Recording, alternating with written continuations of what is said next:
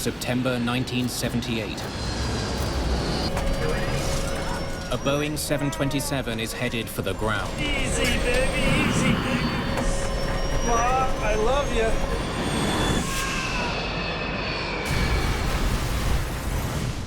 San Diego becomes the site of the worst aviation disaster in U.S. history. And my hair stood up on the back of my head when I learned that this crash had occurred. Oh, my word, the accident scene was horrendous. How am I going to put this puzzle together? It was a real big concern of mine. Evidence leads investigators to a remarkable conclusion. Oh, yeah. Before we turned downwind, I saw about one. A horrendous accident may have been caused Oh, yeah. Before we turned downwind, I saw him about 1 o'clock. by a single misheard syllable.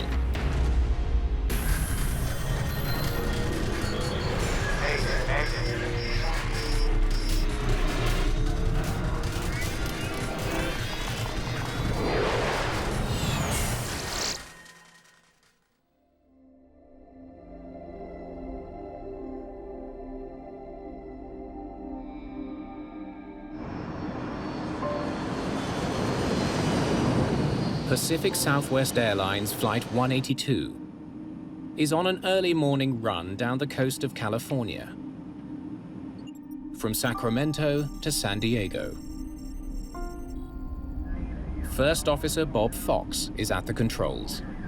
Approach PSA 182 coming on a 9.5, descending to 7,000. Airport is in sight. A 9-year veteran with PSA, he's on track to becoming a captain. Captain Jim McFerrin has been with the airline for 17 years. Known as a born pilot, he is highly regarded by his colleagues. This is the second flight of the day for both men. PSA 182. Cleared visual approach, runway 27. Thank you, cleared visual approach 27. Among the 128 passengers, there are 30 Pacific Southwest employees. Many are heading back to the company's home base in San Diego. PSA was an excellent airline. They had a super maintenance record, super safety record. They were recognized in the industry as, wow, these guys are good. Pilots are cautious when arriving at San Diego. Lindbergh Field is the busiest single runway airport in North America. San Diego Lindbergh Airport is a challenging place to fly into because of its proximity to downtown and also some of the obstructions around it. There's a very drastic terrain drop. Pilots do it all the time, and some of them don't like to talk about it, but it's a little scary. There was always concern that, wow, someday, there could be a major crash.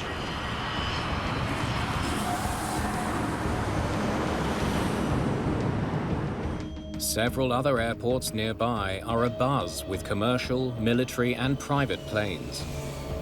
The airspace around San Diego International is quite busy because of the 600 flights a day in and out. So there are planes taking off and landing constantly. Flight 182 will have to thread its way through all this traffic while passing over the city, preparing to land on runway 27.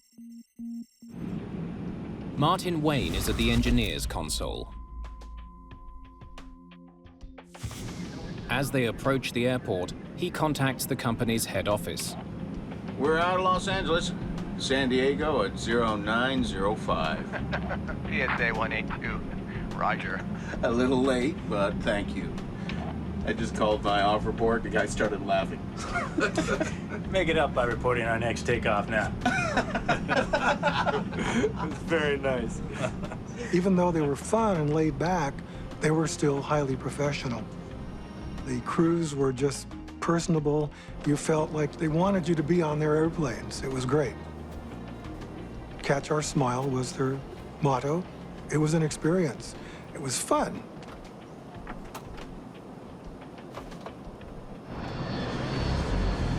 Flight 182's approach to Lindbergh Field is being handled by an approach controller. at a facility 15 kilometers north of the airport. The approach control facility is quite busy, and that's stressful because you're handling so many different airplanes in the same airspace. When the controller spots a Cessna flying ahead of Flight 182, he makes sure that they can see it. PSA 182, traffic's at 12 o'clock. 3 miles out, 1,700. Got it. Traffic in sight. They were issued traffic. They acknowledged sight of the traffic. Okay, sir. Maintain visual separation, contact Lindbergh Tower. 133.3. Have a nice day. Okay. Visual separation means that the pilot has another aircraft in sight and acknowledges it. Got it. Once the visual approach is accepted by the pilot, he's then responsible for maintaining separation from that traffic. Somewhat like two boats passing, it's the responsibility of the overtaking boat to maintain separation visually. As it approaches the airport, Flight 182 banks left, so that it's flying parallel to the runway, ready to turn and land when given permission. I would characterize this as wonderfully routine. There wasn't anything out of the ordinary with this flight. With the plane now less than 8 kilometers from the runway, a controller in the airport's tower takes over to guide the flight in for landing. Lindbergh, PSA 182, downwind. 182, roger. Within the airport traffic area, which is that 5-mile radius, the airplanes coming into the airport to land and take off are controlled by that controller. The tower controller is juggling several planes in addition to the PSA 727. PSA 182, traffic 12 o'clock, 1 mile, a Cessna. Because if there's only one runway at Lindbergh, it requires some air traffic control spacing because of the difference in the speeds of the aircraft. PSA 182, cleared to land. 182 is cleared to land. The jets have quite a significantly faster approach speed than the Cessna, so you have to give them more spacing. It's now 9 a.m. Many passengers on Flight 182 are planning to put in a full day's work in San Diego.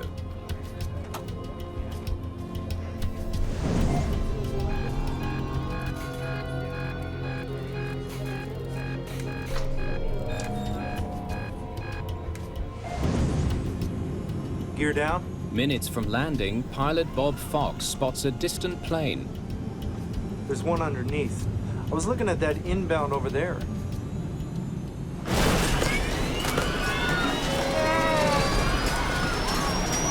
Easy, baby, easy, baby. A professional photographer happens to spot Flight 182 in flames. Hey, what do we got here? It's bad. What? We're hit, man. We're hit. Talk. We're going down. This is PSA. Okay.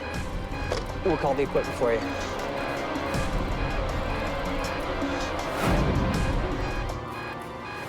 The approach controller's radar reveals that the 727 has collided with the Cessna.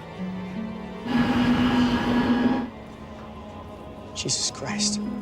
It's an aluminum shower. To have two aircraft under your control collide is the worst nightmare, I think, for any controller. I don't think anything else could be that bad. This is it, baby.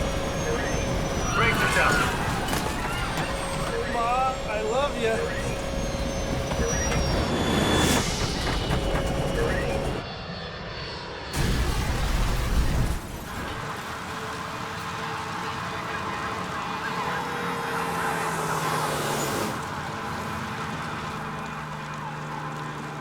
All of a sudden, just went right in. Just a burst of flames. It was just incredible.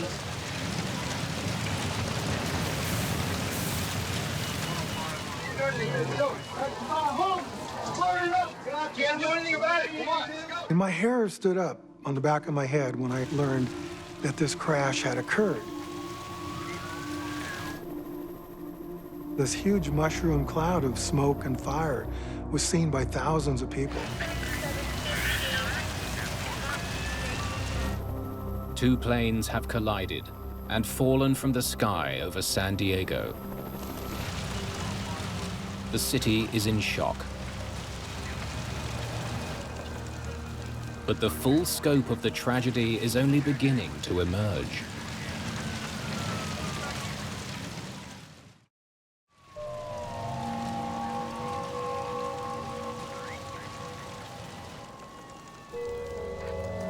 Hundreds of people watched in horror as the two planes collided and crashed into a quiet San Diego residential neighborhood. This is the biggest disaster that's ever happened in San Diego County. One witness reported seeing falling bodies hit a car. 2 bodies were bounced out of the PSA. One hit through the windshield, killed the mother. The other one hit on the side and killed her 4-month-old baby. Police officers covered up the bodies, and that's about all they could do. It's feared that everyone on board the two planes is dead. That PSA plane landed at Dwight and Nile Streets.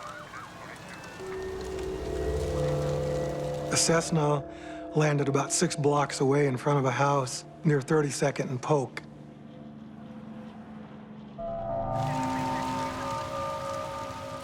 "22 homes are destroyed. 7 residents are killed. 9 more are injured. The city feels overwhelmed. We heard on the news, so we came down here to see what we could do to help. We've been walking through here, carrying water, and it's just such a bad scene. It's really horrible. Greg Clark is a San Diego police officer who rushes to the scene to help search for survivors. For me, it looked like a large bomb had gone off. Everything that was in the path of the aircraft just completely destroyed. There were passenger seats stuck in the side of houses and pieces of fuselage just everywhere.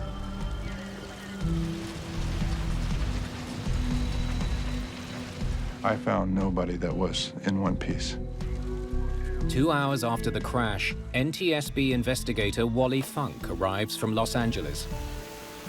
Since I was the lead investigator for that particular day, I got the call from the FAA duty officer, and he informed me that there had been a mid-air collision in San Diego.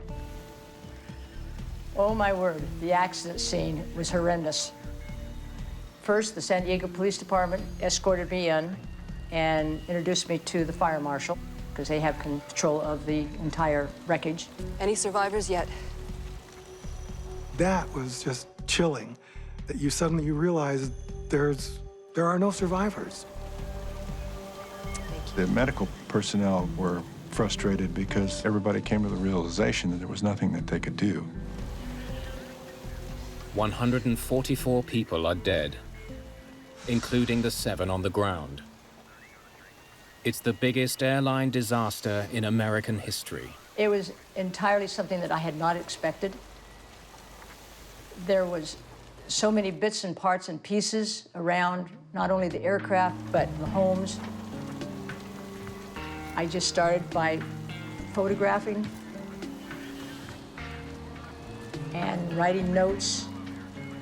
A real big concern of mine was, how am I going to put this puzzle together? Funk needs to confirm that the wreckage of a small plane found 6 blocks away is in fact what collided with the 727. There's no doubt about it. We had paint transfers.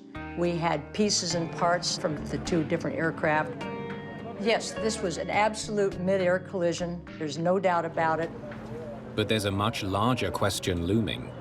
How could such an accident happen? We had to visualize from a very mangled mess of metal where the 2 came together. I really felt compelled to bring the Cessna wreckage over to the main wreckage. Put that down right there, please. So we could kind of understand really what had happened. Eventually, the wreckage of the 2 planes is sent to a hangar for reconstruction. It's just a big puzzle. You have to try one piece at a time, putting it together. Funk records as many witness interviews as possible, while memories are still fresh. But I find in all my investigations that children up to 17, 18 years old are my best witnesses, because a youngster will give me a really good interpretation of what they saw, not what they thought they heard or what they thought they saw. There were quite a few people that described what they saw it falling out of the sky. Can you tell me exactly what you saw when you looked up? But all the interviews are disappointing. So you didn't see the actual collision? We have nobody that really saw the whole thing happen. We only saw it after the bang. The closest thing to a sighting of the collision is a television crew's footage of the Cessna plummeting to the ground. The NTSB sends additional staff from Washington, including senior investigator Philip Hogue. Doing great work here. Let's get right down to it, all right? I know that you've done a heck of a lot of research and you've been mainly concentrating on the larger aircraft. But it was great to see the guys when they finally got there. The technical support was wonderful. We kind of divvy up the duties. So I will tackle the Cessna. Needing to know more about the smaller plane, they review its records for the day. The Cessna belonged to a flight training school. A student pilot was having a lesson. We had a flight instructor sitting on the right side, and we had a student pilot learning to get his instrument rating. Investigators learned that the student pilot approached runway 9 twice, practicing landing using only his instruments.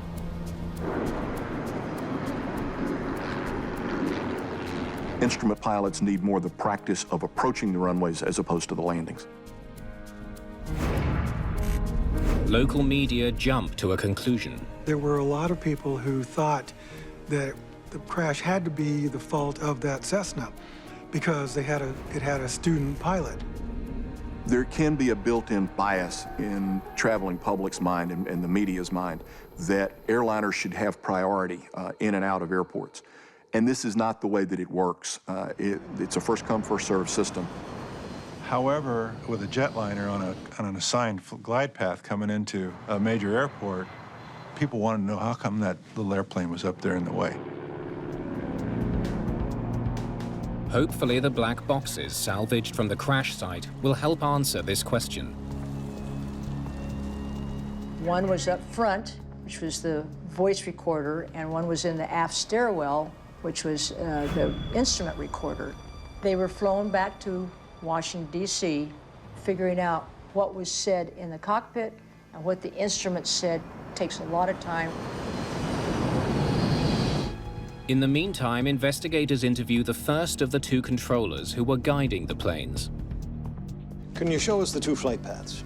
The approach controller remembers the planned routes of the two planes, but he can't be sure what routes they actually flew, because approach radar is not recorded. So the 727 was flying east to do a turnaround and land on runway 27. And the Cessna was flying northeast, but it was miles ahead of the 727, probably headed home after doing touch and goes on runway 9. They should have missed each other by over a mile. Since I had been into Lindbergh several times as a pilot, it occurred to me, were they on the right headings, altitudes? Learning the exact flight paths will require complex calculations that include data from an air traffic station in Los Angeles. Meanwhile, a transcript of the controller's conversation with both planes reveals the pilots were aware of each other's positions. So, the PSA crew reported seeing the Cessna when they were still 3 miles apart. The planes would have been somewhere around here and here. Got it. Traffic in sight. The Cessna pilot was also made aware of the 727 behind them. Traffic at 6 o'clock. 2 miles eastbound, a PSA jet inbound to Lindbergh out of 3,200 has you in sight. Investigators want to know, if the pilots of both planes knew of each other, why did their aircraft collide? New radar equipment installed just 1 month earlier was designed to prevent exactly this type of incident. The collision alert system was instituted to prevent collisions, to alert controllers the fact that there was an imminent collision between two aircraft. Didn't you get any warning? We did. We ignored it. explain? Well, when the alert sounded, I mentioned it to my supervisor.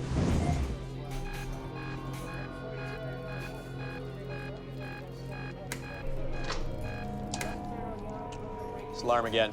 I talked to both planes. PSA 182 has confirmed a visual sighting of the Cessna.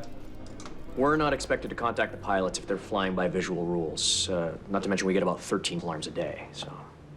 He went to his advisor and told him what he had, but since they had had so many false ones, they really just kind of disregarded it. The controllers decide not to act on the alert, but they still contact the Cessna and repeat an earlier message. Traffic in your vicinity. PSA jet has you in sight. He's descending for Lindbergh. You could almost call it a courtesy call by the approach controller to the Cessna. But at that exact moment, get over here. The planes collide. I feel they should have watched these two aircraft a little closer. I think they were rather cavalier about it. Investigators interview the Lindbergh Tower controller, trying to understand why he also failed to warn both planes about their impending collision. They discover that to monitor traffic, he relied on a less sophisticated form of radar. The tower controller did not have the collision alert system at the time. When the controller saw the planes within 1.5 kilometers of each other, he made contact, warning the 727. PSA 182. Traffic, 12 o'clock, 1 mile. Cessna. I think he's passing off to our right. Yeah. If the pilot says he's passing off to our right, this implies that he's still maintaining visual separation. It was his responsibility, and you would not worry about it. After talking to both controllers, investigators still have no answer to the key question in the mid-air collision. Who crashed into whom? Now, let's have the next acetate, please, and see where that takes us. When they finally calculate the two planes' actual radar tracks, the answer becomes clear. This is where the 727 has rear-ended the Cessna. The Cessna never passed off to the right. He was always in front of PSA. The 91-ton aircraft, flying at almost 300 kilometers per hour, simply tore apart the much slower and lighter Cessna. We have plotted down here, this is the third position. The radar track reveals another important detail. Just before the impact, the Cessna turned right into the 727's path. Why the change in heading? The trajectories of the two airplanes are such that had the Cessna not drifted, the airplanes would not have collided. Close examination of the Cessna's training flight log reveals one possible reason for the change in direction. He was wearing a training hood. The Cessna pilot wore a training hood. It's a device worn during instrument flight training. A pilot undergoing training for an instrument rating must learn to fly with exclusive reference to the instruments. So on good weather days, there has to be some means to block the natural horizon, the outside. And it was a black hood that came out about this far from his face so that he couldn't see outside. Funk wonders if the hood could have caused him to go off course at the worst possible time. The Cessna was told to stay on a 70-degree heading. 711 Golf, San Diego departure. Fly heading 070. Pilots are taught to scan their instruments to maintain their heading. On occasion, you'll see headings that will drift because the learning pilot doesn't have the heading in that scan fast enough. But even if the hood did play a role in causing the Cessna to drift, but it does not explain why the PSA crew couldn't see the Cessna. Got it. Traffic in sight. how did the veteran crew of a 727 lose sight of a plane flying directly in front of it?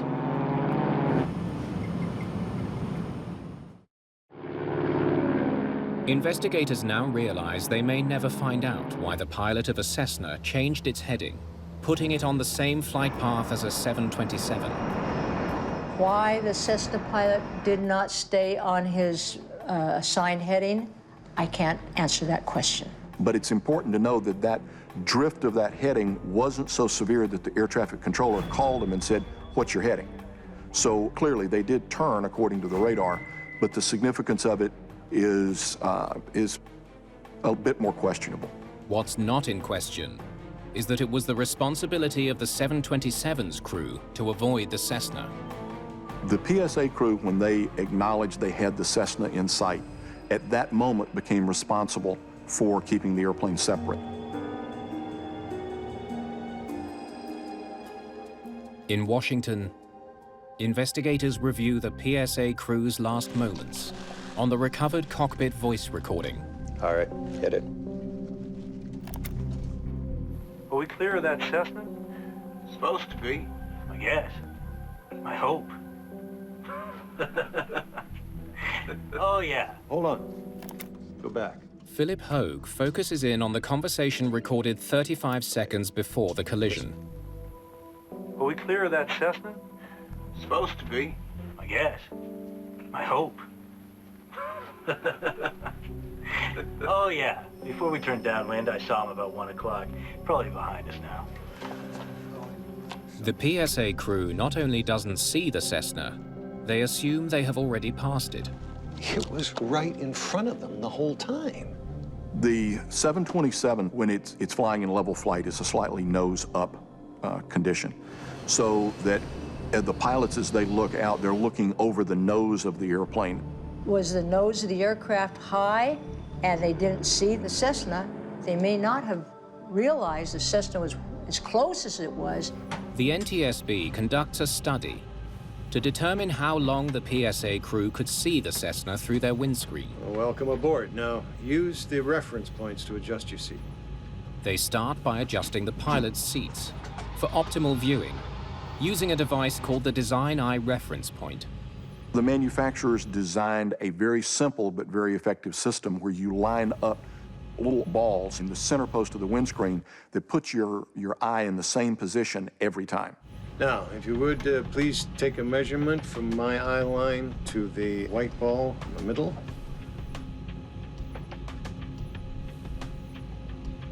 Okay, now from the eyeball to the floor, please. Once the pilot's viewing positions have been determined, the photographer uses a special camera to take panoramic images of each pilot's view. Okay, let's have a look at what the pilots can see. Would you put up the view? He starts with the captain's view. Radar tracks provide the Cessna's heading, pitch, and bank angle. They plot this data on top of the photographs in 10-second intervals. Let's see what the co-pilot can see, please. What they find is surprising. A longer than expected time period in which the PSA crew could see the Cessna. 170 seconds of clear view. The pilots could have seen the Cessna in plain view. How can you miss a plane that is staring you in the face? Yeah, it's something falling. She didn't say what, but okay. All right, I'll take that, Sue Pritchard.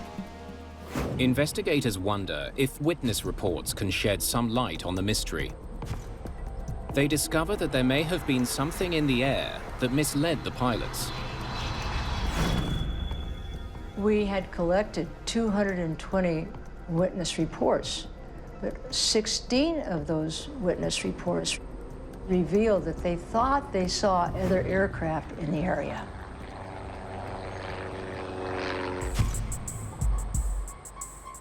Air traffic controllers don't remember a third plane flying nearby. But many small planes don't carry a transponder, the device needed to identify them.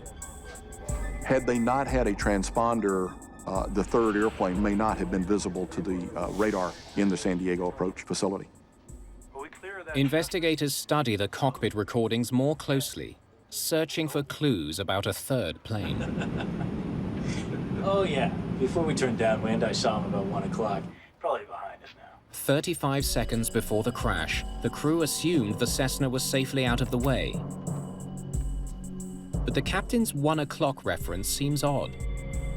The flight paths of the two planes show that the Cessna was never in that position. Cessna was at there 11 o'clock.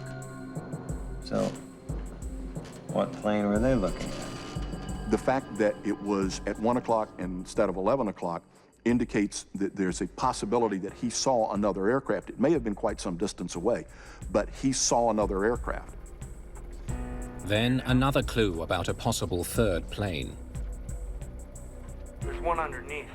I was looking at that inbound over there. The plane he spots is flying inbound. That means it's flying in the opposite direction of the Cessna that was hit. It does open and add further credibility to the possibility that they saw a different airplane. But what plane exactly may never be known, even after factoring in the 16 reported sightings of other aircraft. The team concluded that the 16 witnesses could not really put an aircraft in that particular area at that particular time. Investigators are at an impasse. Their visibility study tells them that the Cessna was technically visible for 170 seconds, nearly 3 full minutes. So why did the crew of the 727 lose sight of it? They go back to the cockpit recording. 3 miles just north of the field, northeastbound. Cessna 172 climbing VFR Okay, stop at tape. 1,400. 135 seconds to impact.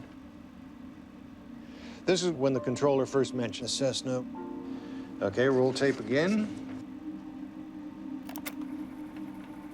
PSA 182. 2 minutes before the collision, the crew hears the Cessna's position being described, but they haven't spotted it yet. The silhouette of the Cessna would have been difficult as they were approximately the same altitude. They're going in the same direction, so that one of the things that the human eye picks up is movement. And for a good part of the time, this is not moving in the windscreen. San Diego Ops, we're number 2 because we try harder. The Cessna has now been visible for nearly 80 seconds out of their window, but the crew has failed to see it. 90 seconds to impact. They get another warning. And after we read and saw what CBR said, I feel that they were distracted in their conversation. Roll tape. PSA 182, traffic's at 12 o'clock, 3 miles out, 1,700. Got it. Traffic in sight. Stop tape. 85 seconds before impact, the 727's pilots spot the Cessna flying ahead of them.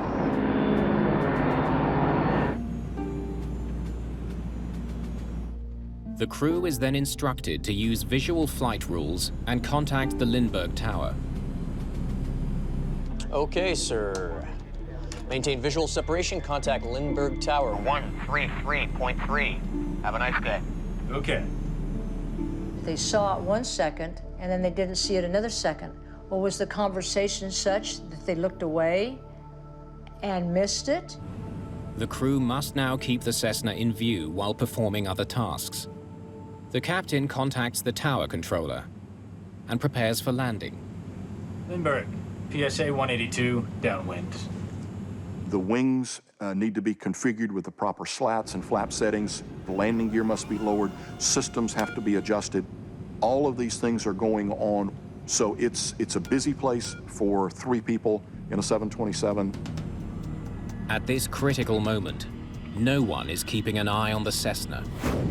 PSA 182, traffic 12 o'clock, 1 mile, Cessna. Is that the one we're looking at? Yeah, but I don't see him now. The Cessna should be right here in front of them. The Cessna was visible just at about the windshield level of PSA. And it's really incredible that somehow they lost sight of it.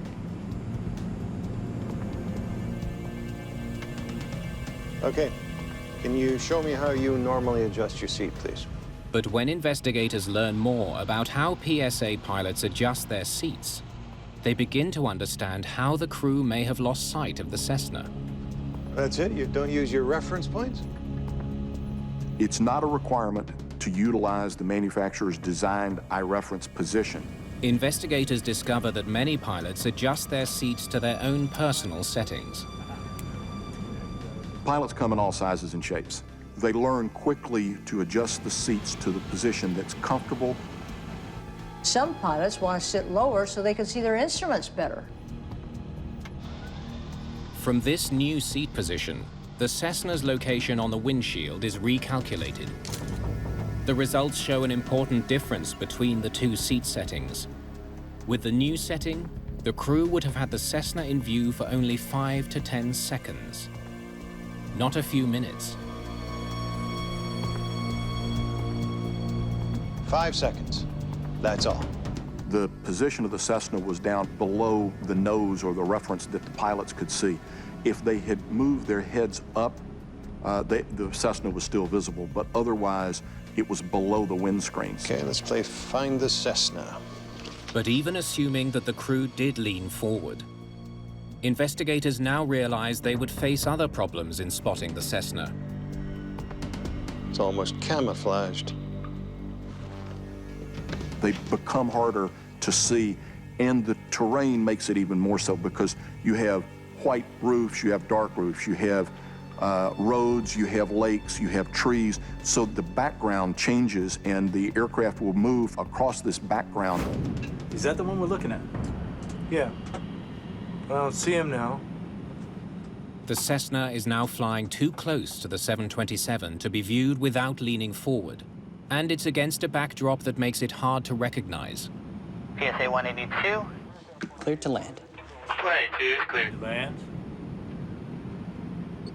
A collision is now imminent, and the 6 men involved in preventing it are oblivious. The Cessna pilot can't see out of his window. His trainer has failed to notice the plane is off course. The 727's crew have the Cessna in a blind spot, but both controllers assume the crew can see the Cessna and will avoid it. There's only one thing that can stop this accident from happening, and 144 lives depend on it. The PSA captain should have made the suggestion to the tower, I don't see him anymore. Captain McFerrin will talk to the tower about the Cessna, but a misunderstanding over a single word will prove deadly. The two planes are 70 seconds from colliding over San Diego. PSA 182. Traffic, 12 o'clock, 1 mile. A Cessna. Flaps 5. Is that the one we're looking for? Yeah, but I don't see him now. The fate of Flight 182 now depends on the captain clearly communicating this to the tower. Okay, we had him there a minute ago. But the captain is not clear. 182, roger. And the controller assumes the Cessna is still in sight. When the PSA crew lost visual contact, they're responsible to tell the air traffic controller, I no longer see the Cessna. Still uncertain about the Cessna's location, once again the captain tries to explain his situation to the tower. I think he's passed off to our right. The comment that the captain makes indicates that they're not sure, that they don't have him in sight at that moment. The controller could force the PSA Flight or the Cessna to change course, but he does nothing. It's very difficult to determine what that exchange between the air traffic controller and PSA meant to each of the pilots. The captain made the comment, I think he's passed off to our right.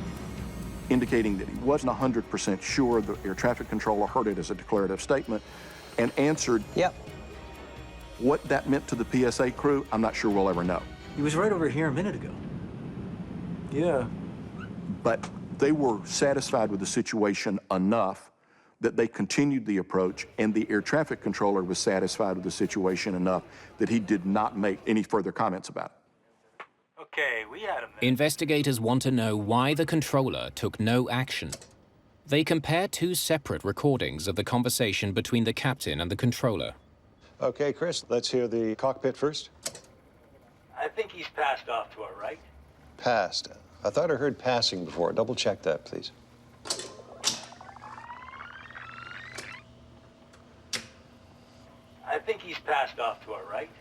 You're still saying pass. Let's compare it with the tower, because I think I heard passing. They make a startling discovery. He's passing off to our right. Passing. I was right. It does sound like passing. Due to radio static, the controller heard the word passing, not passed. The difference may have sealed the fate of Flight 182. Passing? Big difference. The recordings reveal that while the pilot of PSA 182 said one thing, the Lindbergh Tower controller heard something else. I think he's passing off to our right. Yeah. Now investigators understand why the controller took no action. If he had heard the words, "He's passed off to our right," he would have seen from his radar that the pilot was mistaken and that the 727 had not actually passed the Cessna. The air traffic controller heard it as he's passing off to our right. That indicated that they still had visual contact with him. He would believe that the pilot was being able to maintain the separation, was his responsibility, and you would not worry about it. In the spring of 1979, investigators finally conclude who is at fault.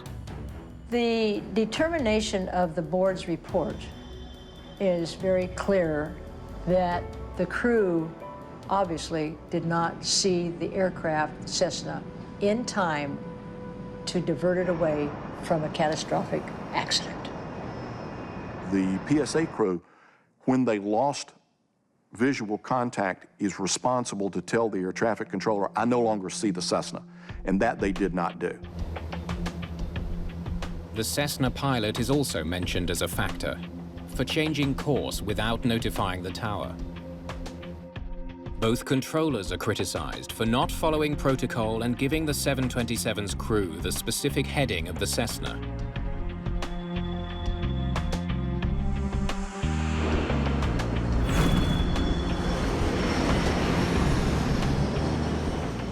Thinking back to that day, there's just a tremendous sadness that comes to mind.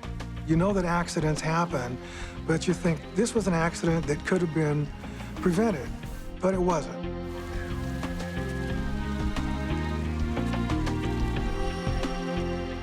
Recommendations in the report focus on improving the air traffic control system at Lindbergh Field.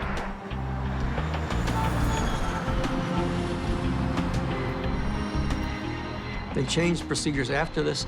They put in a terminal control area, and there was a great deal of restriction on what kind of traffic could go through and at what altitudes. So a great many different restrictions to make it a safer operation were put into place at Lindbergh after this accident. We're out of Los Angeles. San Diego at 0905. PSA 182. Roger. I just called my off report. The guy started laughing. Make it up by reporting our next takeoff now. There's another legacy of PSA 182. New rules governing all conversations in the cockpit when flying below 10,000 feet. Today's regulation requires that you concentrate your conversation exclusively on the operation of the airplane. At the time of the PSA 182 accident, that regulation was not in effect. PSA 182 also helped push the FAA in the search for new technology. 3 years after the accident in 1981, a safety device called TCAS, or Traffic Collision Avoidance System, was put into development. Now installed in all passenger aircraft, the system warns pilots when another plane comes too close. TCAS was a God bless. We now can put it on our transponders and we can see or hear or what's going on or be told what's going on with aircraft around us. We have come in big leaps to make aviation safer for people to fly and feel comfortable that their airplane is going to get where they want to go.